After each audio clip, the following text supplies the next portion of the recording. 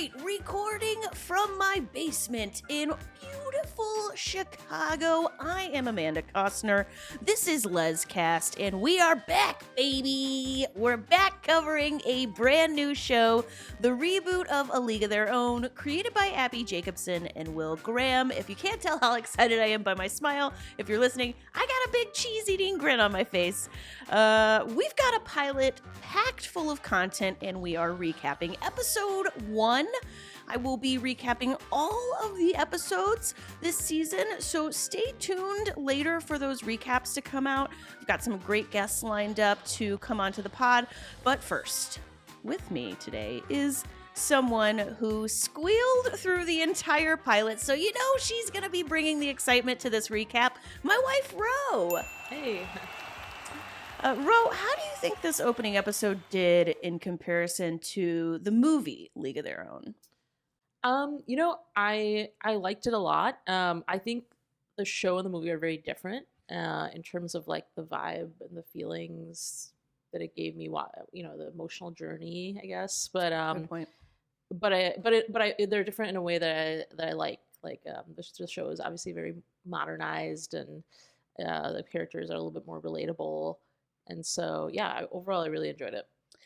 Since you're bringing it up right at the top, I wonder if there are people listening who also feel the same way you feel, because I kind of had the same feeling. I loved the opening episode, but and so I don't want this to sound negative, but yeah, it's not a movie, and I think if there is a critique, like maybe one of the one critiques is that they, and I don't know if this is even fair of me to say, but like, it doesn't have that movie magic. Like there's no Gina Davis, no Tom Cruise, no Rosie, no Madonna. And also it doesn't have that shine, that like movie shine. It's like very much almost like Parks and Rec, A League of Their Own type vibe. And I think that's because of Abby a little bit. I think Abby Jacobson's bringing a little bit of her quirkiness to Carson, who feels like the main character of the show. With that being said, I love them both, and I think most people watching this will walk away loving them both. Yeah, I think like the main thing that it shares with the main things that it share with the movie are like the aesthetics, and then obviously some of the facts, the historical facts. But then I feel like the direction they're going is very different. But I don't mind it because there is no like modern day Gina Davis. So I'm glad that they didn't try to repeat what the movie did. I would have been more disappointed if there was like, who could they get to be another Gina Davis? Exactly. Should they just have brought Gina Davis back? I mean, they probably should bring her back as a cameo. Yeah. Or as a minor character. I would be surprised if she doesn't get a cameo. I know she was at the premiere. But I mean, really? Should they have just brought Gina Davis back and be like, here's a 32-year-old? No, I mean, that would be a different show, I think. Like I like that it's a modern take on it, and I like that they're just like embracing the differences and kind of going in a different, as you said, like quirkier, kind of goofy, funny direction. But also there are some serious moments. I just want to clarify. I know this show is not like Parks. People are going to be like, screaming in their cars. I know this. We're not getting like, it's not a documentary style. It's not a mockumentary. I get that. It's very different.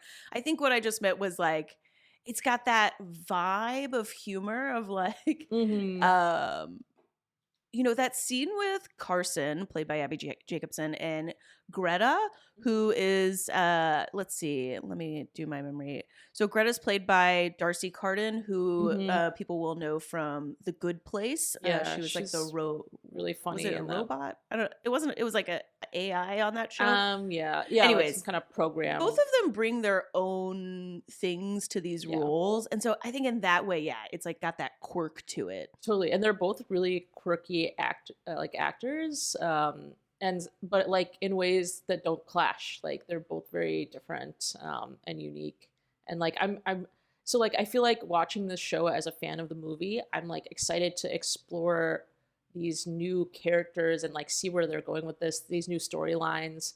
I'm not disappointed. I'm like actually really excited. See, I am a little disappointed that and I shouldn't be, because like what they did, I think, is they put a lot of, like, to me, Carson is a combination of Kit and Dottie. Gina Okay. Davis played Dottie. Lori Petty, the great Lori Petty, played Kit. And to me, they rolled that into Carson. And I don't know why I think that. I just, maybe because of the train scene, which is how the episode starts with that classic scene of, in the movie, it's Dottie and Kit. Right. And in the show, it's just Carson. And maybe that's why I decided in my head that they were the two rolled into one.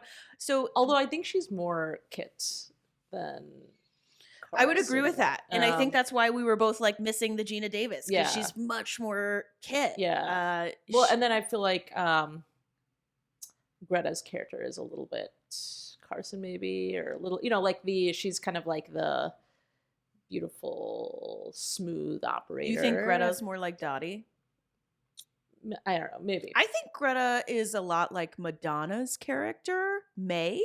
Okay. From the movie. Even though I know that, there's another character in the tryouts that was blonde. Listeners, we're going to try to keep their names as straight as we can, but there was a lot introduced to us here in the opening episode. But I think I saw more of the Madonna character in Greta, because like Greta seemed so mischievous. Yeah, that's true. You're right. Yeah. She literally just like seemed to she just like wanted to know whether Carson was queer, like for the hell of it. I know, like for shits and giggles, and or then something. and then just bailed and did her own thing. And she was doing all kinds of stuff with the drinking and the letter mailing and the hotel clerk. Definitely mischievous. She's getting into it. Yeah. And so like she's such a fun character. Like that she. I mean. Yeah, like maybe there's like Madonna. Madonna didn't play she wasn't like a main character in the movie, and but she felt like a main character. Well, yeah, but I mean, that she wasn't actually, and they didn't really like develop that character that much in the movie, and so this is like a brand, essentially, like to me, like a brand new person, brand new character, and so I'm excited to explore. Like she's so intrigued. Greta's character in this show is so intriguing, and I'm super excited to explore that, and then so it almost. It like distracted me from being disappointed that I'm not seeing the things I like from the movie, because I'm like, oh, there's these new and exciting things to explore and to see, what happens. So yeah, that's a good point. That's fair enough. So the beginning of the movie, we get that classic, like I said, we get that classic Carson's trying to catch this train scene, a lot of fun stuff. And then we head to Chicago for the tryouts. Now, for me, this is really cool that we get to record this podcast while living and breathing in the same city that these tryouts were actually held in 80 years ago at Wrigley Field, just a 15-minute drive north of us, 20-minute bike ride. This is our city, and we're podcasting about it. It feels so great. I love shows and movies. I love things that are set in Chicago, just for obvious reasons.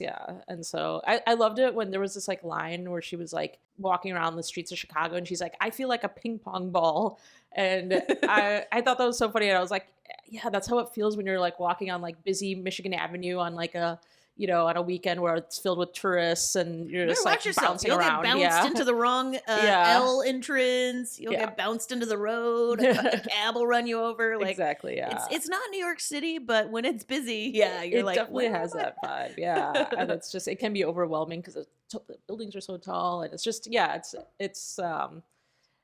love that they like featured Chicago or commented on Chicago in the show. The show did a good job, because this was actually filmed in Pittsburgh. So oh wow, okay. They did a good job with that, making it feel like downtown Chicago. And it just made I was even though it wasn't filmed, like it feels like Chicago. When the train conductor says last stop at Union Station, I was just like, oh yeah, that's my city. I think we're just like, we love our city, so that's probably why we're.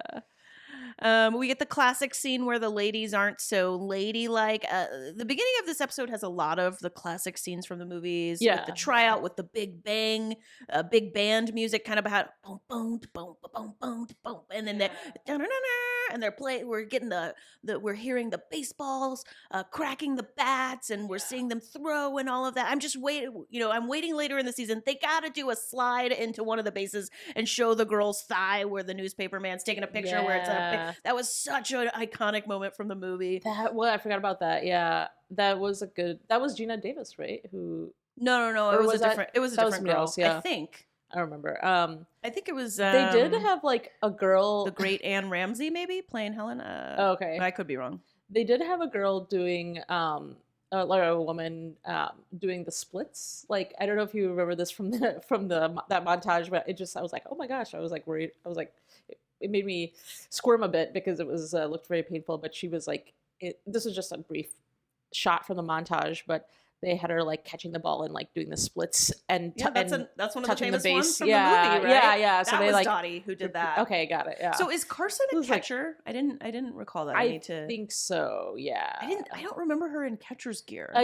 She was like briefly. I think I remember her briefly. That's what Dottie was, Gina Davis. She was a catcher. So then that makes sense. And then Kit was the pitcher, and they got that classic. Sorry, we're going to talk less about the movie. It's just obviously relevant, especially in this opening episode. Mm-hmm. But we get something a little different here. We meet two ladies, Max and Clance. They're young Black women. And they're turned away from tryouts because they're Black. This was also a scene in the movie, and the show kind of took this scene and they just ran with it. Yeah, which I'm so like. Glad. Yeah, which is awesome because they're such great characters, and again, this is like a new area that they're exploring with the show, and these characters are both so super compelling. And I found Max much more compelling, but I think I'm like, oh yeah, I think the tomboy in me is biased, Yeah, I definitely think Max is like I'm like super interested to see her storyline, but I also really liked Clance, to be honest with you, because she's like a huge comic book nerd, and I could relate to that. Yeah, relatable. Yeah. My and I liked a big like, comic fan. Yeah. And yeah, I liked like their relationship, that they're they're like friend, like besties, and they're like kind of always like ribbing each other and stuff. They're just like kind of seem to have like a really strong friendship. And yeah, I think they're going to showcase that friendship throughout season 1. Max, I found it interesting to learn, is based off of 3 real-life African-American players from that time. And I wasn't sure how the show was going to include Black players in the show, because I knew that was like part of what they were saying ahead of time was that they wanted to give them more. And I think this is the perfect way to do it.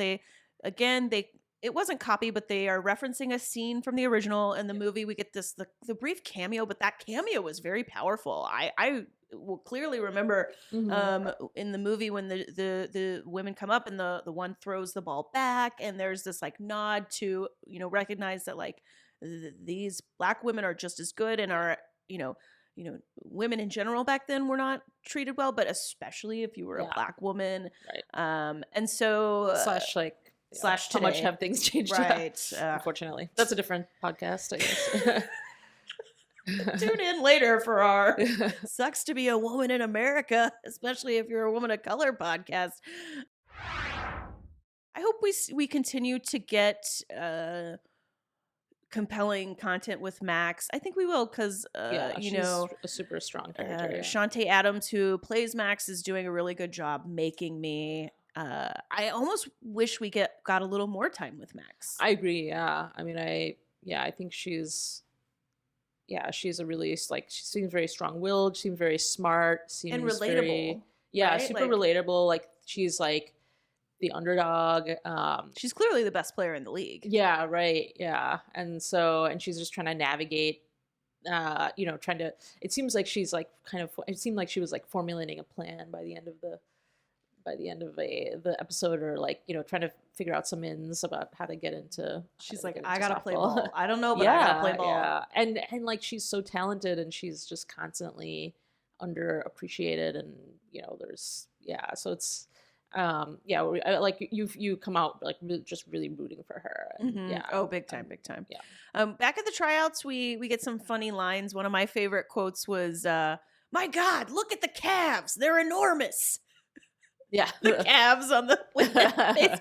I gotta say, like, one of the things I've always had my whole life. I'm a former professional golfer. I played softball up until I quit to take golf more seriously. I was a pitcher, and I'm not bragging here, but I've always felt like I had like abnormally large calves, and so I've always been like, is that because I'm a lesbian? Obviously, listeners, I know it's not because I'm a lesbian, but I just found that line funny. Yeah, that's a good one. Yeah. And I like they were like, instead of like making like comments about women's, like more exploitative comments about women's bodies, or like kind of commenting on like, I mean, it was like kind of in a negative light. They were commenting on how, like, how their strength, essentially, like these women had like big calves, like running around, and like, I think the show was trying to showcase that, like, back then it was like the idea that a woman could not be this, make yourself as small as possible and wear wear your feminine, and the idea that all these women would just be like, I'm sure to the traditional people back then it was like, oh my God, their eyes turn into baseballs, like, a woman? I mean, like, I have this later, but later, I don't want to, not to skip ahead too far, but when the lady's chaperone comes in, I jotted down the rules, and one of the rules is no pants. Oh, like they have to and wear I know this was a stuff, thing. yeah. I just like cannot. First of all, when I heard the no pants thing, I was like, what? I was thinking like, okay, they don't have to wear pants. Just want to go no pants, pantsless women. Yeah. But what they really mean is show your legs. Right. Like, be more naked. Skirts and dresses. Yeah. And this was like up until very recently, and I think still is in some countries. Like, if you were like an attorney and had to be in court, like as a woman, you were required to wear a skirt. It's incredible. Like thinking, like, can you imagine existing as a woman in the 1940s?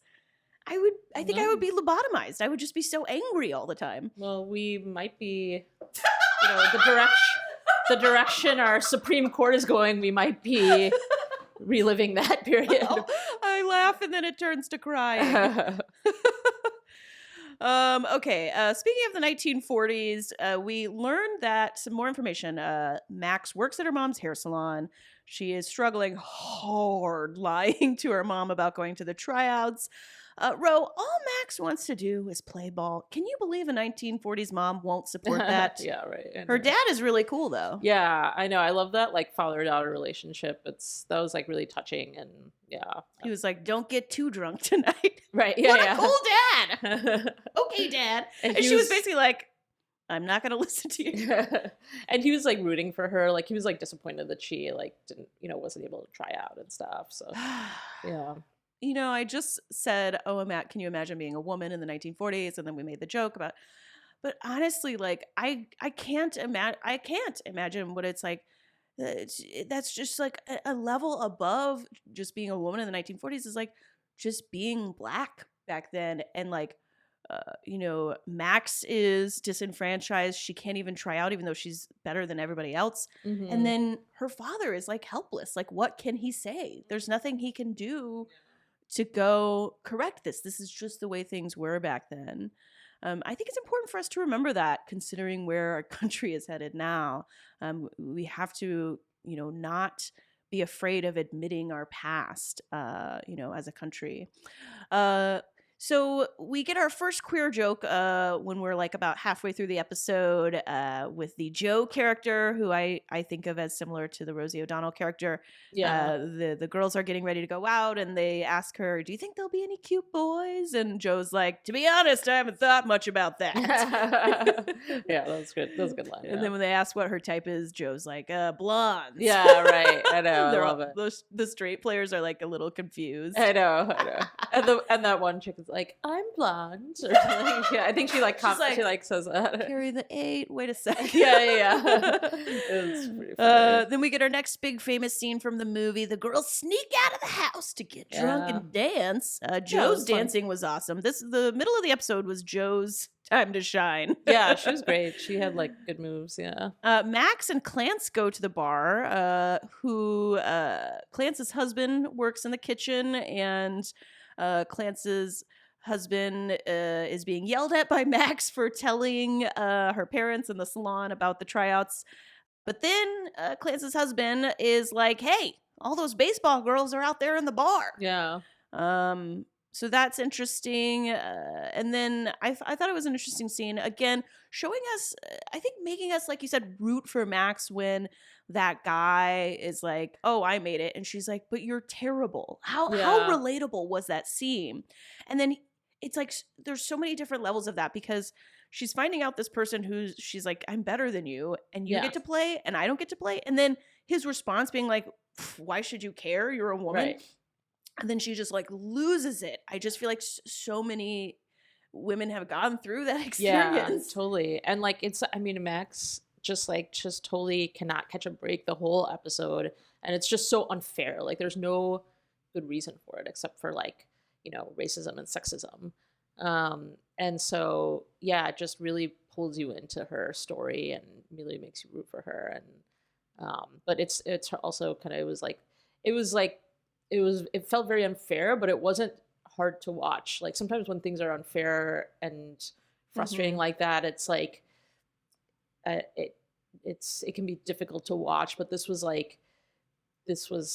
not, I don't know. Yeah. I agree with you. For some reason, it was compelling watching it. And I think part of it is because we're rooting for her. And at the end, you know, spoiler alert, we get a little montage where she's like pitching with some Janis Joplin music. And I don't know, I think maybe it's not easy to watch, but it's like more engaging to watch, because you're like, okay, this show is going to do something with Max. They're going to show us Max's journey. I think you're right. Yeah. And she like kind of deals with things like relatively like gracefully. Like, I mean, she gets like frustrated and understandably frustrated and mad at different points, but then she's like, you can see like, she's like persevering. See, I'm the opposite. I think like her lack of grace, because I have no grace. I'm just graceless. My mom always called me a bull in a china shop. And I think probably back then it was very dangerous for a young Black woman to be like this, as like you see sometimes when she's traveling with Clance is like, are you crazy? You know, you can't do that stuff. That's true. Yeah, so I think I like her outburst. You know, you want her to like punch the racist people, and I don't know. Obviously she can't, but anyway, so. Back with Carson, Abby Jacobson's character is at the bar. She talks, some might say flirts with, a very queer-seeming character wearing a newspaper boy hat, Lupe. Yeah. Oh, yeah, right. It was like a double flirt. It was like a little tease. She was kind of talking with the lady with the hat on, and then Greta comes in. Right. And then they flirt too. Oh, my God. Whoa, is this show about to be gay as hell? Such hard. I didn't realize. So I kind of like thought that there would be like some queerness in the show, like, but I didn't like really research the show much before we watched it, and so I wasn't sure if there were going to be any queer characters or just a side character or whatever. But yeah, when I saw this flirting, I was like, oh my God. Yeah, me neither. I was planning on covering it because I love the movie. Yeah. My only indication was when I saw Ash Silver was like kind of indicating to her fan base, like, get ready for the show. I was like, Ash must know something on the inside. And also Abby Jacobson, who recently got engaged to her partner. Congrats to them. Yeah. She's one of the creators. And I just kind of had this, I feel like Abby's like approached a little bit of her queer side lately. Yeah. I was like, I didn't even know she was queer. Not that was her responsibility, you know, but yeah.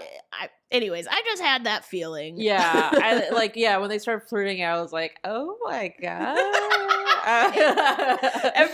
Every time like anything remotely queer came on, Roshni would be like, oh yeah. I just wasn't expecting it to be. I think this episode was like pretty queer, so which I wasn't expecting. So I just like I really enjoyed that. It was I wasn't expecting it to get this queer either. Yeah. Like, and I feel like half the cast we saw like maybe is queer. Right. Yeah. Or there's many, great. and then the main characters. And So. Carson has a line when she's talking with Greta at one point where she says, "quote I'm not stopping because it feels good." And I was like, yeah, this is gonna get real. I know, yeah. There were actually probably some like really good moments and lines in that scene. As soon as they went in the storage room, I knew they were gonna make out. I know. I was like, oh my gosh. You clapped when you saw that. Yeah, like I think I was like, oh, they're doing something. Yeah. What did you think of the kiss? I thought it was pretty good. Like it was kind of like multiple kisses in succession where you could see that like they were like getting progressively into it, but then also they were like trying to figure out what was going on. Like I think Greta knew what she was doing. Yeah, or Carson was trying to figure out and trying to decide if she was into it, and then obviously she was. But you could see her, it's like she did the test kiss, and then did I like? Yes, I liked it very much. Let me go back and do that again. Yeah, she did that whole thing. Yeah. But I thought it was like a really hot makeout scene. You thought it was really hot? Yeah. I didn't think it was like crazy hot. but it was better than like the what's the murder show we've been watching? Only Murders in the Building. Oh, it was yeah. better than that first kiss. Oh, for sure. Yeah. I mean, I like that show, but this was definitely. I thought it was like pretty good. Yeah. What about that ending? And the build up the tension and build up the flirting. They and did some good job like, with the. I think that added to Greta and yeah. Carson were flirting pretty much since the moment they meet, and they're in the house, and then they have that whole scene we didn't talk about where they Carson gets drunk and mails a letter to her husband. Yeah, and there was kind of again, I think because it added that I wasn't expecting this at all. And so, like, during that drunk scene, you're like, are they flirting with each other or are they just drunk? I'm not sure. Because she's, like, cutting her hair. So, there's all this, like, really, intimate stuff that they're doing, but you're not really sure if that's the direction the show is going. And then their flirting gets kind of increases and gets progressive over the episode and then kind of culminates in a kiss. So it's just, like, a good, like, build up and climax, if you will. Was there a climax? I don't think that's happened yet. Obviously, just used in a different way. Well, what about the ending? Greta, whoo! Oh man, I thought so. Yeah. What is she testing her? She tested her, and then she bailed, and then she was like, I'm gonna go hang out with this dude. And so is Greta bi, or is she just playing with Carson? I think she's bi. I didn't get the sense that Greta was like nefarious, that she's evil intentions. Yeah, I feel like Greta is like, well, I don't know. There's so much we don't know about Greta. I think Greta's kind of fluid with her sexual orientation. Yeah, where she's like exactly sexually fluid. She seems very comfortable and confident. Super, yeah, exactly. That's the perfect way to describe her. Yeah. So yeah, but she broke Carson's heart a little. Oh man, like I feel like that scene encapsulated like what it feels like when you're like realize you're gay and then you like crush on somebody and they're straight or they're unavailable. Yeah. Maybe not straight, but it's like they're a rite unavailable. of passage. Yeah, like we've all been through that in to some degree. So and it's hard and like you could just see that just evolve over like that that short scene where she's like, where are you going? But you just met him. But shouldn't we go home? Like she was just so her heart was just so broken and it was kind of sad but kind of fun to watch. Max is queer because they drop a line in the opening episode about how Max is never interested in any of the men who hit on her. I'm not sure. I interpreted that as like that was because she was like so focused on baseball and things like that, but they don't really honestly they don't really like touch on her love life much. It's really like she's like very baseball focused. That's not the focus in this episode. I'm not sure. Yeah, and she does have this like strong friendship with her friend. I don't know. It's hard to say. It was interesting that her reaction or lack of reaction to seeing the kiss, like she seemed like pretty cool with it, and that like like because she witnessed their Greta and Carson's kiss. She did? Yeah. She walks in on them, or? I think so. I thought that's what happened. Are you sure? I believe so. Yeah. I think No, because like the way the kiss ends is that Greta just like leaves and is like But then Max comes out of the shadows. Yeah. Oh, and then like they kind I of didn't catch that. They kind of like allude to that later, like because they okay, well, I think she's definitely queer. If they did that, then why would they have her show her like being cool with the kiss? I don't know. Well, that's what I'm saying. I'm not sure. Like, does that mean she's queer or if she's just like really open, accepting, or maybe the other thing I was like, oh, maybe she's gonna like try to like I don't know. Use the information. To like get somehow on the use the information to her advantage, or I don't know. I'm not sure. I don't know. Or maybe get in with Carson's character and just like befriend her. I do think that is going to be a thing. I believe I read that like throughout the season, her and Carson will interact with each other. Yeah. But yeah, I think you're right. I think she's got her storyline is obviously like, how can she play? How can she do what she was born to do, which is like, be an awesome baseball player. Yeah. Any more thoughts on the opening episode? I feel like it was a great opening episode. I loved it, and it ended on a cliffhanger, which is always fun. And it was like, you thought that was a cliffhanger, huh?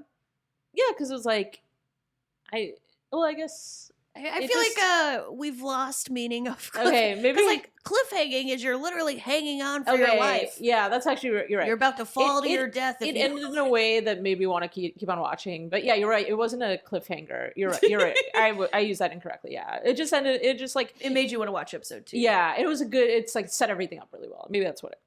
I'm super stoked on episode 2. Cannot wait to watch. Yeah, I'm gonna watch as soon as we are done recording this. It took a lot of willpower to not continue watching it. y'all, I forced her to do the podcast with me. Yeah. Well, speaking of, make sure you are subscribed because I am going to be getting these out as soon as possible. I want to thank my co-host Ro for marrying me so that I could pressure her into podcasting about women loving women TV shows. Like I said, stay tuned. I'm going to be getting these recaps out soon. I'm trying to record and publish at least one a day until I get through with recapping the season. But, you know, sometimes life gets in the way. The point is, make sure you're subscribed to LEZCast. That way you get notified when new episodes drop.